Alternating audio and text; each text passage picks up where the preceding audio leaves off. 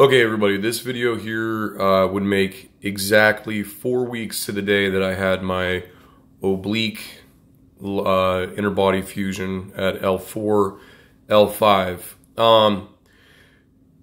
I gotta say, I had a lot of pain all the way up until like yesterday. I had it seemed like a pretty big breakthrough as far as my wife, took me out to the store, walked around a little bit, things like that. But, I mean, there's nothing really significant to report. I think I'm either going to go to like every other week or once a month after this. Because, the first 4 weeks are the hardest. And after this, it's just seeing how much you progress by the month, really. So I start physical therapy here in, I think, 1 week. No, I'm sorry. I start physical therapy here in 4 days. They're going to do my assessment. That's the first visit. Then I'm going to go get my x-ray to check out, see how the bone's healing in my back, or growing, I should say, how it's growing in my back. And then really from there, it's just, I think, doing 6 weeks of physical therapy, and then I pray to God that I'm back to work after that. I mean, the difference from week 4 to week 2, even week 3 is so significant. So if you're feeling like you're getting real depressed or whatever, because around week 2 I was like, man, I don't know if I should have did this, because I was getting so much pain. All this leg pain, even week 3, all that leg pain that was popping up that I only would get on really bad days, because I think I said in my prior videos, all my pain was in my back, across those SI joints, in my spine, and into, a little bit in my tailbone. On horrible days, it would go into my leg. But anyway, I started getting a lot of doubts around the 2nd and 3rd week. I was trying to stay positive, but here we are, week 4. I can't even explain the difference pain-wise. I just thank God. It's absolutely, totally different than it was those first couple weeks. So the first 3 weeks, all the way up to the 4th, absolutely suck, and your life's just gonna suck, and that's just, you just gotta deal with it.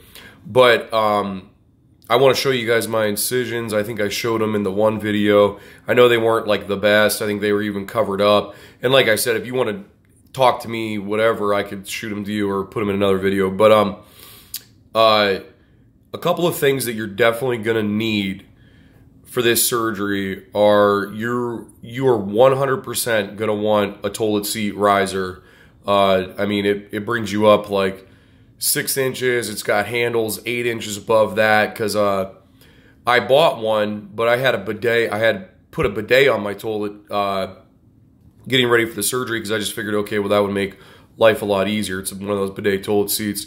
It was great. And then when I got home from the hospital and tried to get on it, there was absolutely no way that I was able to get on and off that without a lot of pain. So anyway, my wife ended up putting that rising one on. Thank God we bought it. And that made that so easy. The second thing you're going to want to have, and probably get a couple of, are those like little gopher grabbers, or whatever you call them. I think I have them somewhere. They're somewhere around here. Everybody knows what I'm talking about. They have like a 4-foot or a 3-foot reach on them. Little stuff like grabbing, like you cannot reach at all. Like trying to reach in the shower and turn the knobs on, forget about it. You're not doing it unless you want to like get in the shower, squat down, turn them on, get it all blasted in your face, and then, get it going.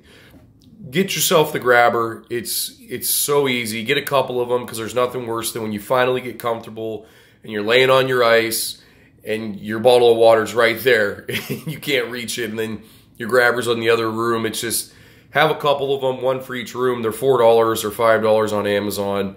They don't last long. They're junk. But anyway, have a couple laying around.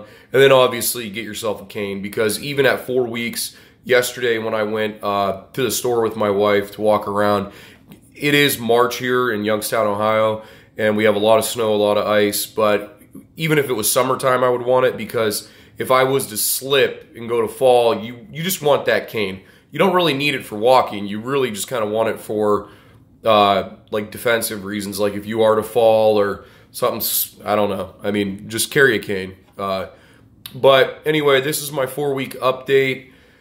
I can't really think of anything else to really tell you guys other than it is just so much better this 4th week than it was any of the prior weeks. So hang in there. It sucks. I mean, it's still like I'm still in pain even when I was shaving my head. You know, I got like a jolt, like whoa, man. You know, it went into my back and into my leg, but it went right away. I mean, I still am pretty inflamed. Like my back, when I touch it, you could feel that it's numb. My the top of my butt cheeks where they were stapled are still weirdly numb. Like the feeling's coming back, but it almost, the only way I could describe it is like the way your lips feel when you get like an injection of lidocaine in your mouth, how you can barely feel your lips. That's kind of how the skin on my back and the top of my butt feels. But anyway, I'm going to go ahead and try to somehow get the get these incisions in here. So here we go. Here's my side one. I mean, I think that for being 4 weeks out looks really good. And then here, let me try to get my try to do my back in the this way. Well, let's see if in the mirror's better. I don't know. I can't really see, but that's about all we're gonna get. But anyway, they're healing up really nice, and I don't know. I mean, I think everything's going well. Like I said, just keep in mind that, you know, it's gonna get better. But all right, like I said, like I always say, if you have any questions or anything else, you know, hit me up on here, hit me up on Instagram. If not, I hope these are helping.